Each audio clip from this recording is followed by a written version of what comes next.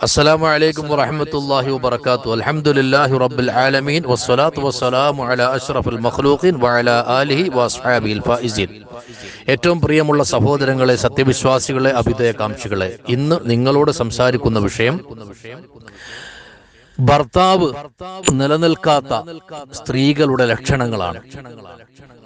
നാം ചില സ്ത്രീകൾക്ക് ഭർത്താക്കന്മാര് മരിക്കുന്നത് വരെ ഒരു ഭർത്താവ് തന്നെ ഉണ്ടാകും. ചിലർക്ക് ഒന്നിൽ കൂടുതൽ ഭർത്താവ്, ഒരാൾ മരിച്ചു കഴിഞ്ഞാൽ മറ്റൊരു ഭർത്താവ് ഉണ്ടാവും. ചിലർക്ക് ഭർത്താക്കന്മാരിങ്ങനെ തൊലാഖ് ചൊല്ലിക്കൊണ്ടിരിക്കും. അങ്ങനെ പല വിധത്തിലും ഭർത്താക്കന്മാര് സംഭവിക്കാറുണ്ട്, ഉണ്ടാകാറുണ്ട്. ഇവിടെ ഞാൻ നിങ്ങളോട് സൂചിപ്പിക്കുന്നത് ഭർത്താവ് ഒരിക്കലും വാഴാത്ത സ്ത്രീകളുടെ കുറിച്ചാണ്. അതിന് ചില കാരണങ്ങളുണ്ട്. ഒരുപക്ഷെ ഒരു ഭർത്താവ് മരിച്ചു കഴിഞ്ഞോ അല്ലെങ്കിൽ തൊലാഖ് ചൊല്ലിയോ രണ്ടാമതൊരു ഭർത്താവിനെ സ്വീകരിക്കാത്ത സ്ത്രീകൾ ഉണ്ട്. അവരെ കുറിച്ചല്ല ഈ പറയുന്നത്. ഭർത്താവ് ഒന്ന് കഴിഞ്ഞാൽ രണ്ട്, രണ്ട് കഴിഞ്ഞാൽ മൂന്ന്, മൂന്ന് കഴിഞ്ഞാൽ നാല്, ഇങ്ങനെ വരിവരിയായിട്ട് ഭർത്താക്കന്മാരെ സ്വീകരിക്കുന്ന സ്ത്രീകളുണ്ട്. അതിന് പ്രധാനപ്പെട്ട ചില കാരണങ്ങളാണ്. ആ കാരണങ്ങളാണ് നിങ്ങളോട് പറയുന്നത്. ഒന്ന്, ആ സ്ത്രീക്ക് കുടുംബപരമായിട്ട് എന്ന് പറഞ്ഞാല് സിഹറ്, കണ്ണേറ്, നാവേറ് ഇതൊക്കെ ഉള്ളതാണ്. ഖുർആൻ അത് സാക്ഷ്യപ്പെടുത്തിയതുമാണ്. അതൊന്നും ഇല്ല എന്ന് ആർക്കും പറയാൻ പറ്റില്ല.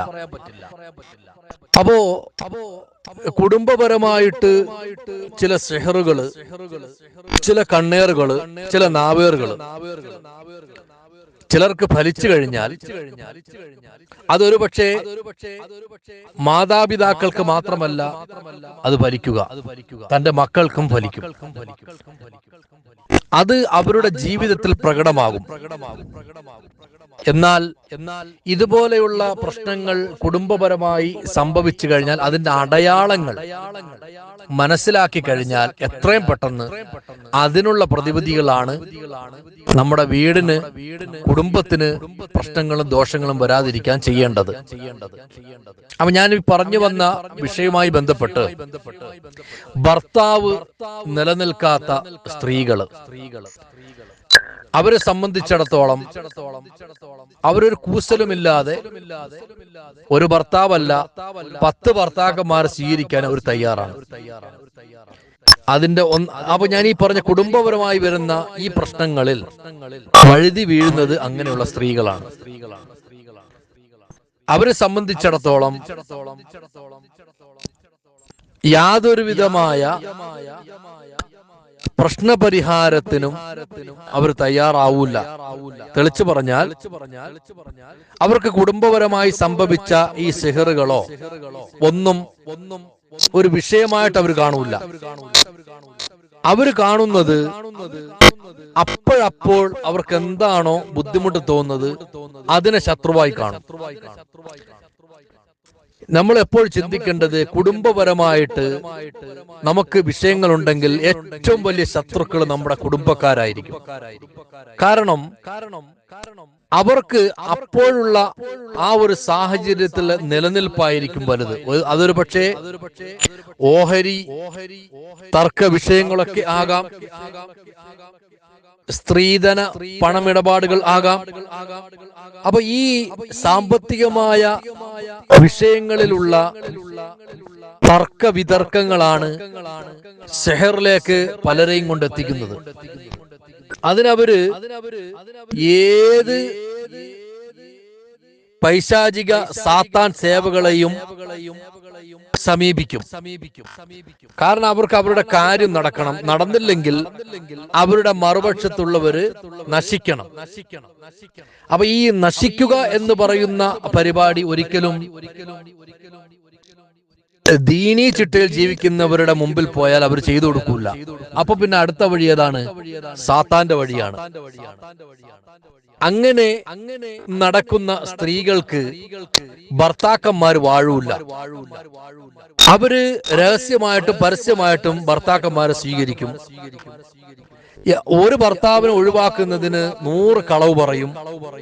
അടുത്ത ഭർത്താവിനെ ഒഴിവാക്കുന്നതിന് അടുത്ത കളവുകൾ പറയും. അങ്ങനെ കളവുകൾ പറഞ്ഞും വഞ്ചന നടത്തിയും ചതിച്ചും ഭർത്താക്കന്മാരെ ഒഴിവാക്കി അടുത്ത ആളുകളെ സ്വീകരിച്ചുകൊണ്ടിരിക്കും. അപ്പോ അങ്ങനെയുള്ള ആളുകൾ പലപ്പോഴും അവരുടെ കാര്യങ്ങൾ രഹസ്യമായിരിക്കും. അവരെ കുറിച്ച് നല്ലതുപോലെ അന്വേഷിക്കുന്നവർക്ക് മാത്രമേ ഭർത്താവ് വാഴാത്ത സ്ത്രീയാണ് എന്ന് മനസ്സിലാക്കാൻ കഴിയും.